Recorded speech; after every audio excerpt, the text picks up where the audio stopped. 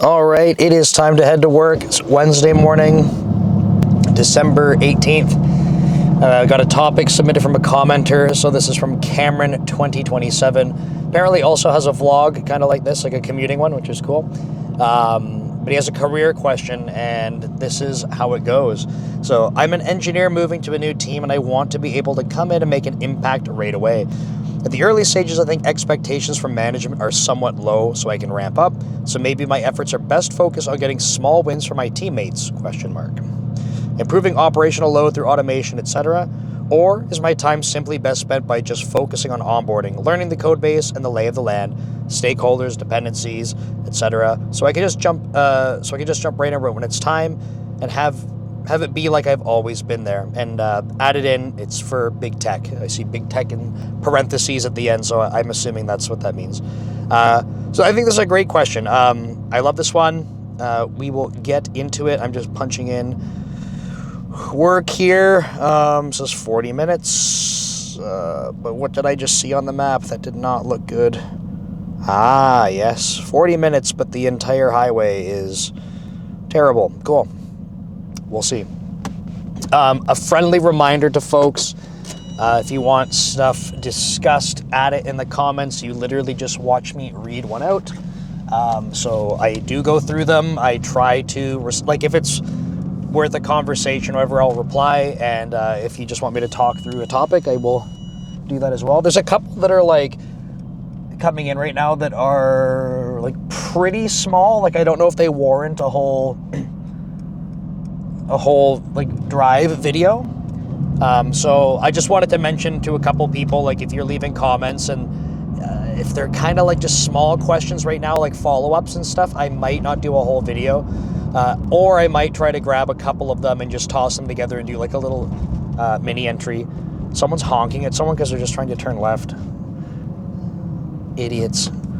This guy, oh man, stopped in the middle of a left turn. We just got on the road here. We just got on the road. And then the other thing I wanted to mention is that if you have something you want me to talk through and you don't want to leave a comment because it's maybe to get into detail, it's kind of it's private, or you don't want to throw anyone under the bus, that kind of thing, send me a message. Look for Dev Leader on social media. I'm happy to, you can write as much as you want. I've had people send me in pretty long emails, which is awesome. I'm not going to be upset by that. More detail helps me answer questions. And for the individual that apologized for not providing enough detail, that's totally okay. Don't feel bad about that.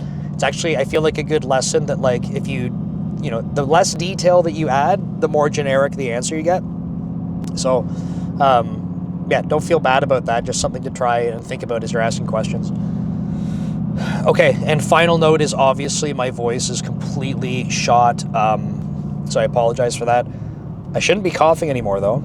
I think we're mostly past that. It's mostly throat clears and stuff like that. So I think we're at the tail end of it, but it's kind of garbage because clearly I sound like trash, which is made I haven't been able to film YouTube videos. Not that I don't value you folks as much, but for me to go do a paid for edited YouTube video and then sound like this, nah. I don't want that on my main channel, just because this is way more normal, right? This is way more casual. And the final thing that I thought was kind of funny is over the past couple of days, I've had people at work making jokes about my voice because I'm clearly getting over a cold here. And I've had two people say something along the lines of oh, too much podcasting or too much vlogging. So I think more people from work are catching on that I have this channel, which is kind of funny. Not that it's a secret or anything like that, but I think it's always funny when people stumble upon this stuff. Okay, so switching to a new team. It's big tech. You want to feel productive right away. I'll share, I switch teams. I know I'm a manager. That's not the case for this person. I switched teams at the beginning of this year. And I will kind of share what my strategy was and maybe how that might change or look different depending on your style, your situation, and manager, obviously, versus an individual contributor. But I think there's still a bunch of like relevant things, at least in the thought process. But of course, like every individual is going to be different, right? So, oh man, these people driving today. Every individual is going to be different. So, you know, I would much rather try to give you things to think about, and then you can weigh them out for your situation specifically.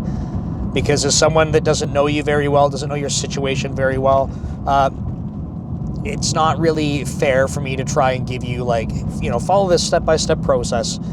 And in fact, I hope that's not what you're after. I hope that you can appreciate like, you know, general perspective and then trying to apply that for yourself. I think that's a better, you know, thing to be able to leverage. So when I was switching teams at the beginning of this year, I, you know, still at Microsoft, still in the same area, but just different responsibilities for a different set of services and functional areas of Microsoft 365. Still managing, so the role's the same. Got to turn this bloody thing off. Stop. But kind of moving into a space where it's like, I don't know this stuff. And not only do I not have the experience like at Microsoft with it, but like I actually don't have a technical background in the space that I moved into. Which is, I've talked about this before, for me at least, that's really challenging because when I was managing teams before Microsoft, I had a lot of the technical background. I mean, I had to build it up over the years, but like I was managing teams, but I knew the whole code base. So that helped, like that felt like a superpower for me because I could always jump in and help and explain things. And having that removed makes it very difficult for me. But I still kind of approach things at three sort of different either phases or like focus areas, I guess I might say. And one is going to be around people. And I think as a manager, this is something that I prioritize as number one. That may not be the exact same for you as an individual contributor.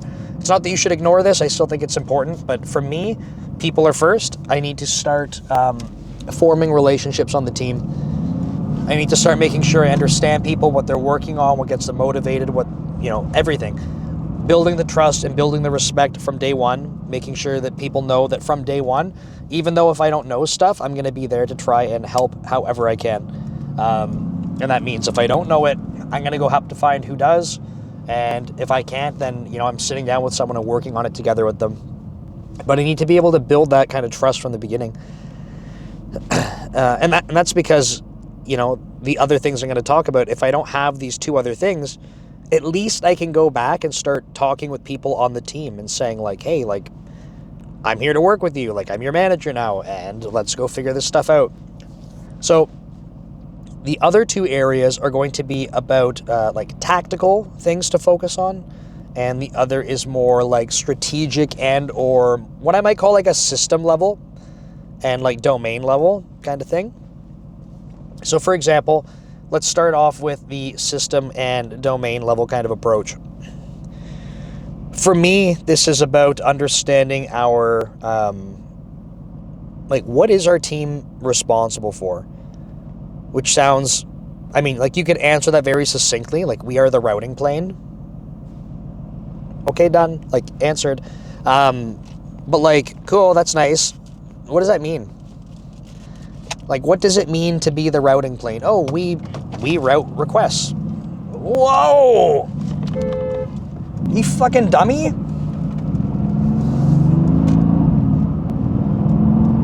I shouldn't swear. There's two left turn lanes, and the person to the right of me just turned in front of me.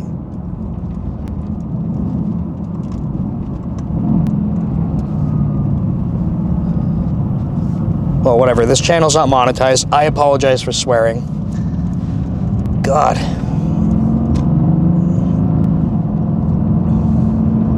Not safe. My God.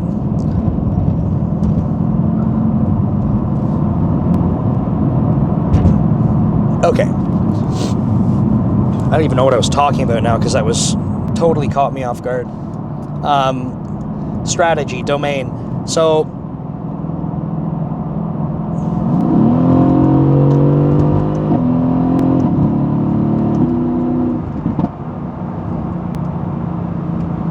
get out of here, pal.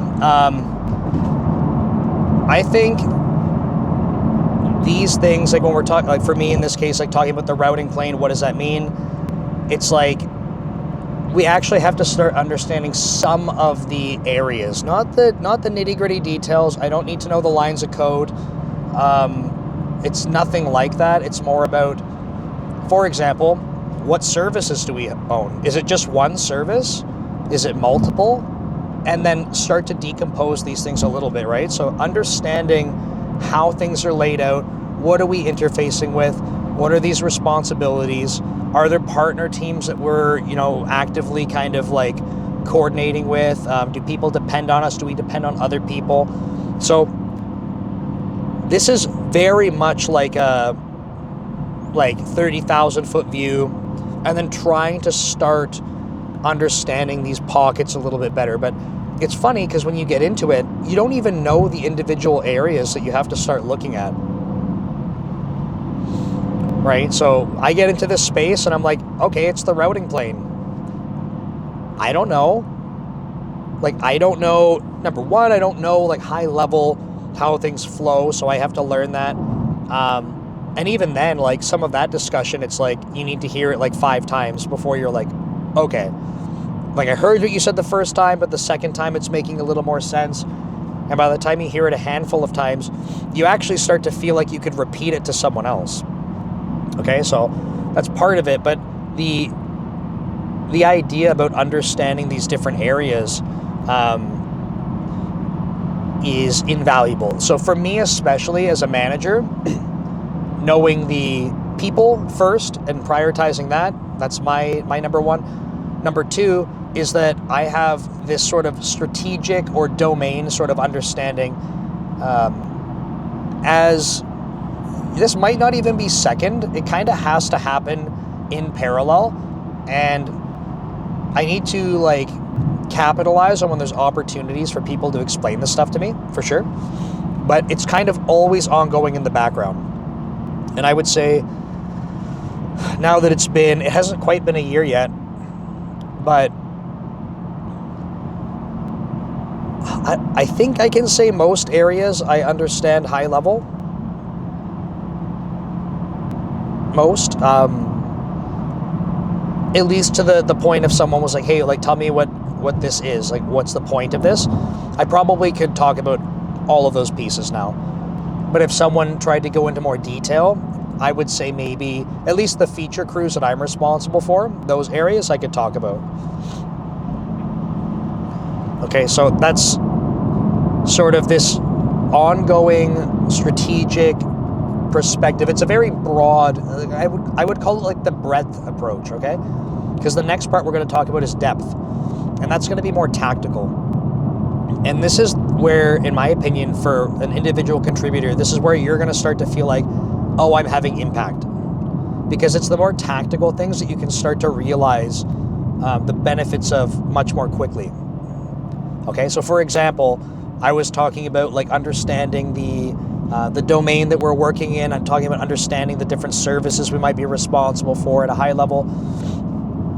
If you were, I'm just going to make this up, right, as an example. If you spent a month doing that and just trying to learn this stuff, at the end of 1 month, depending on how you are as a person, you might feel either, wow, I accomplished a lot because I learned a lot, or you might feel oh man, I got nothing done. I literally added no value to the team.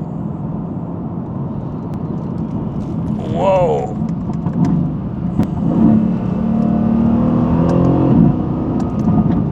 What a morning, man. This is crazy.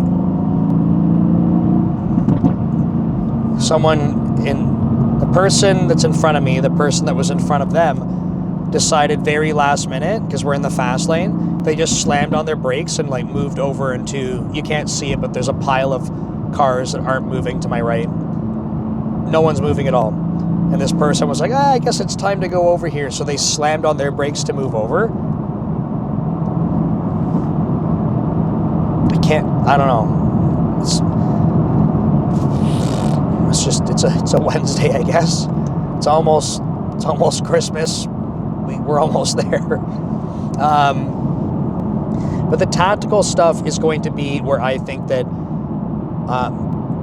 I imagine, and I don't know this, maybe everyone's different, but I imagine this is where most people want to start focusing because they want to start feeling productive.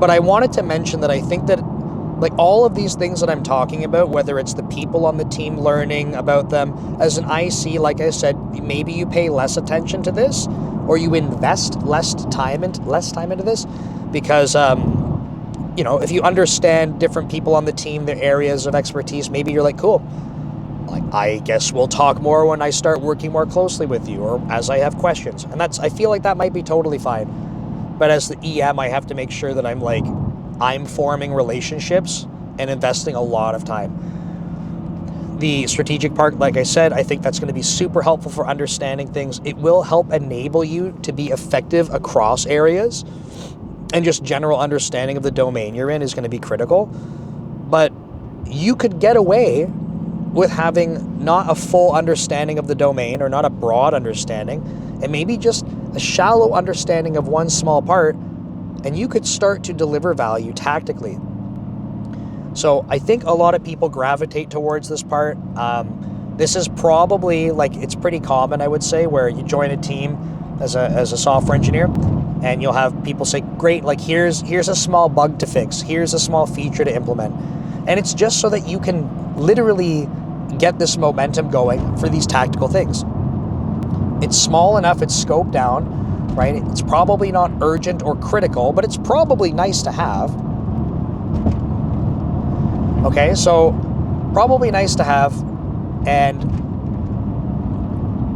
it's that way, what you're doing is still valuable. Sorry, I see messages coming up on my phone and I'm trying not to read them as I'm talking. But it makes my brain stop because my brain is trying to be like, don't read it. And I'm like, but you're still talking, so make the words come out of your mouth. So a lot of teams do structure onboarding activities like this, and I think for a good reason, right? It's probably going to be the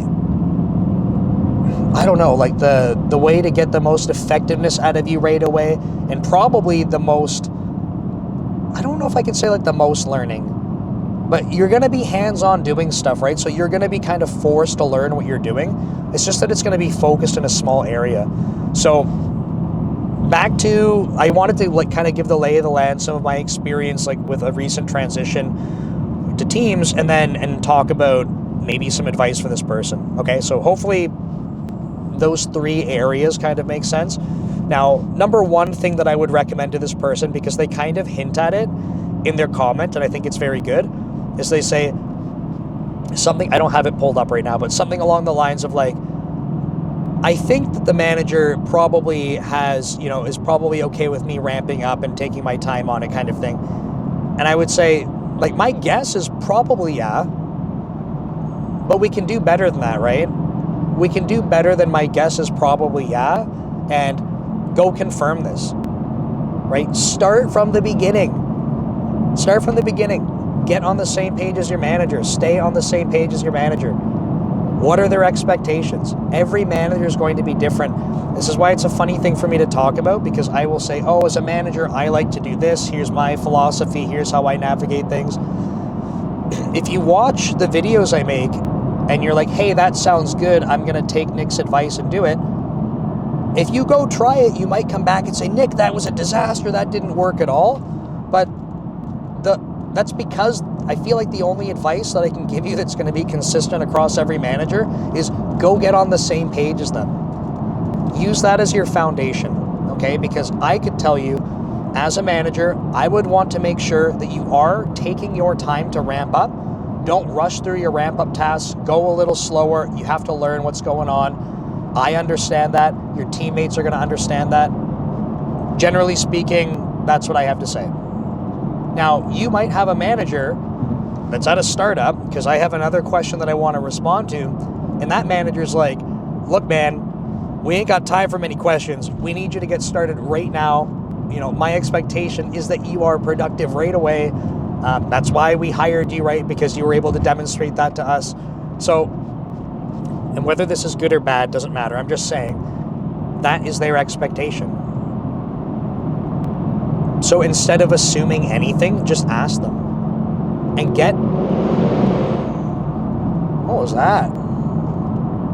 Someone was trying to be cool.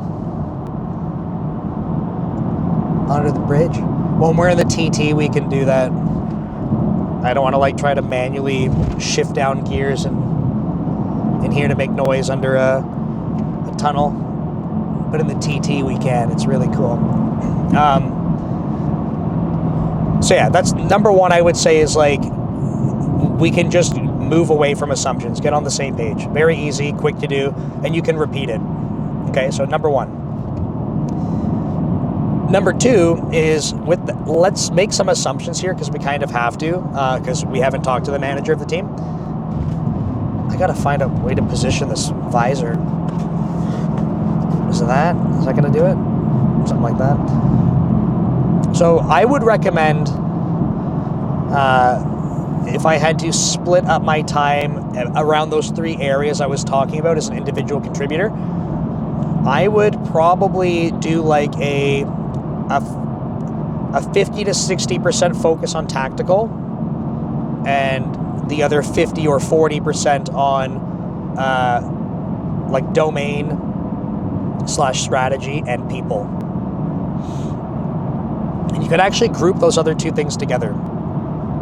Okay, so for example, everything that I have to talk through is obviously hypothetical unless I'm giving you a real lived experience, but as an example, say you join the team and the team's like, hey, great, your environment's set up, blah, blah, blah. We wanted to carve out a couple things for you to start with. So here's this bug fix to go work on. Okay, here's a couple pointers, but like, go learn, go explore and see if you can make sense of this and come up with a solution for it and ask questions. Great. So you go to do that, and as you're navigating that, you might have questions about the code base and like things that are going on. And I would say this is a great opportunity. Start asking questions, reach out to a teammate and say, hey, like, I'm working through this. Do you think that you could, I don't know if you, depending on the situation, you might be like, hey, could you maybe take some time to explain some of this to me at a higher level? Like maybe it's not specifically about what this line of code does, but like, why is our product or service doing this in the first place? Like, what's the use case around here? And just see if you can ask a couple of questions like this to people on the team. And maybe you reach out to someone, they're like, hey, like, I'm not a good person for that, but like so-and-so on the team is. So you should reach out to them. Great. So now you're starting to build up this network of understanding kind of who's a subject matter expert. So that's great. And number two, you're forming relationships. So even though you're reaching out to someone, like you're getting more comfortable reaching out to people on the team. Number three, when you go to reach out to this new person, they're going to start to teach you some of this domain knowledge. And it might be very high level, that's fine. Maybe you borrow 30 minutes from this person on one day and you get 30 minutes from another person another day. You can kind of spread this out and start to pick up on different areas of the product or service area. And you might even find like there is value in asking questions outside of your direct, immediate like project area. So for example, I manage a few feature crews. The things that we work on interact together, but they are separate services. But there's value in understanding the other pieces. So once you start to pick up on that and you say, oh, I know this person works on this other piece. It's not directly what I'm working on, but it might be good to understand that. Go reach out to them and say, hey, can I get half an hour of your time to walk through some of this stuff, maybe virtual or in-person whiteboarding? Could you refer me to some documentation to read through? Stuff like that, right? Come on, SQ8, move up. The license plate says XX28XX. What does it mean?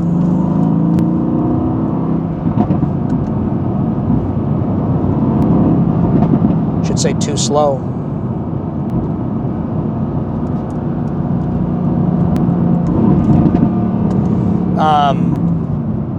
Man, that van is hauling. That's not a van, that's a Prius. Prius is hauling.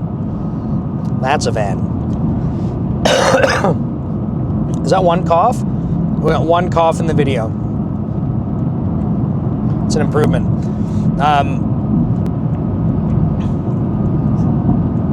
So that's kind of on the people side, on the sort of domain or like strategic side. And I think like don't rush that stuff, chip away at it, right? Make sure you're spending some time in the week doing it. And that way it's not like you get 6 months into the job and you're like, man, I don't even know anything about what the rest of the team does because I've had my head down, right?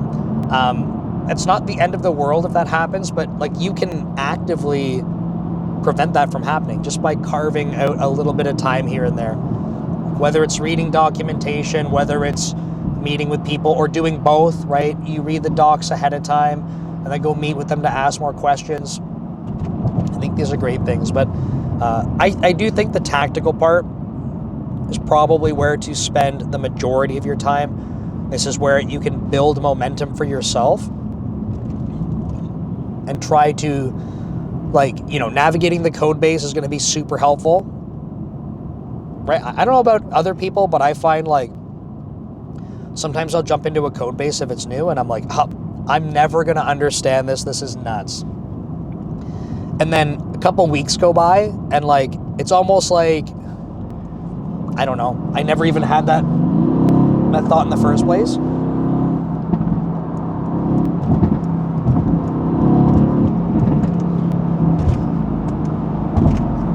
There's another Mercedes that was trying to drive too fast, so we had to sort that out. So I think there's a ton of value in making sure that you can get comfortable in the code base quickly. And that doesn't mean that like you understand every like legacy piece of code that might be there, but like understanding the general layout, which things are responsible for what, like getting familiar, right? You don't have to have it memorized, but trying to understand things like, oh, I know that if we want to start looking at stuff that's for reporting, we have to jump over to this area of the code, right? And if I have more questions about that, I have to go talk to Jimmy because Jimmy knows the reporting stuff. But at least I know there's an area in the code for reporting. Cool. Like starting to kind of map that kind of stuff out, I think is really important.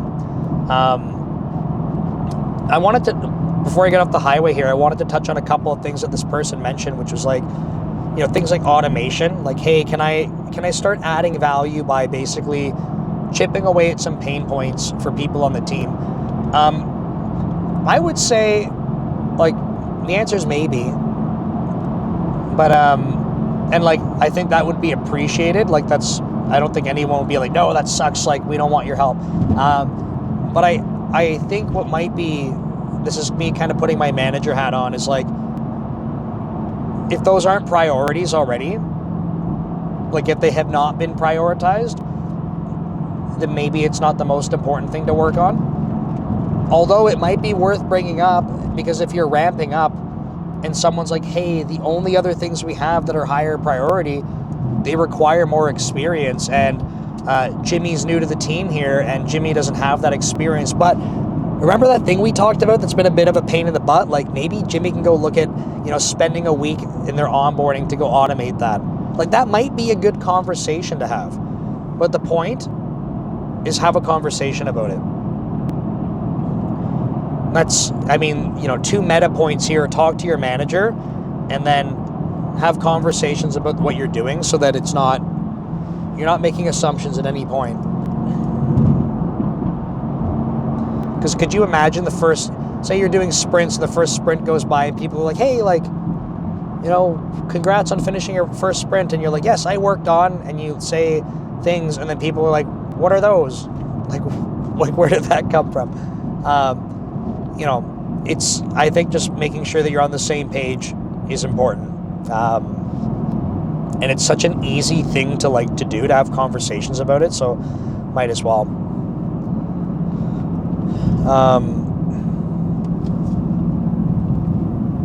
Yeah, I don't know. I had another video I put out about like how long, like what's the expectation for people to ramp up. And in that video, I tried to basically say, like, man, it can depend on so many factors. Generally, I would say the expectation is at smaller companies. The expectation is higher that you're ramped up faster. And that's because generally, again, can't make rules for everything. Generally, startups are, and small companies are, when they're hiring, they're like, we need this person to be working right away. Like, we need the value right away because we're a startup. We don't have, like, infinite resources and stuff like that. In fact, we have probably negative resources, so we need the productivity ASAP. And bigger companies, again, not a rule, generally will have a little bit more luxury in terms of not feeling like they're going to go under if someone's taking a little bit longer to ramp up, and actually build in some of that buffer where they're like, look, we know that it's going to take a while to ramp up. We factor that in. That's part of how we're hiring. I hear the sirens. I don't see.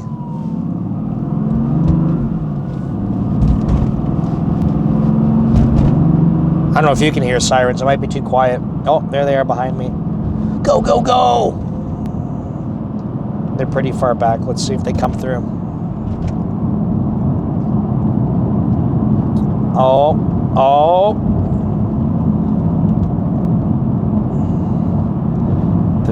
They turned. Nice. It was an ambulance anyway. It's not like the police were chasing me. Not today. Wouldn't that be wild for a vlog? Just kidding. I'm too nerdy for that. I don't drive that fast. They pull me over for saying, sir, you're driving too slow in your sports car. No, but I think, I hope that kind of like is helpful in terms of onboarding and getting started with the team.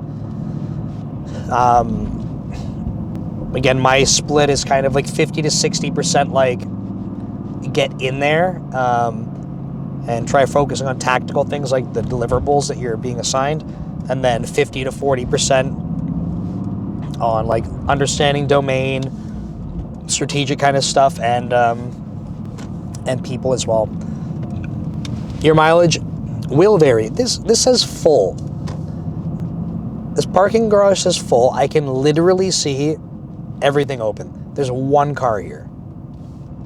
There's no one there. One car here. Can you see in here? You see those spots that are open? How about this spot I'm about to back into? Ready? This is the parking garage is full.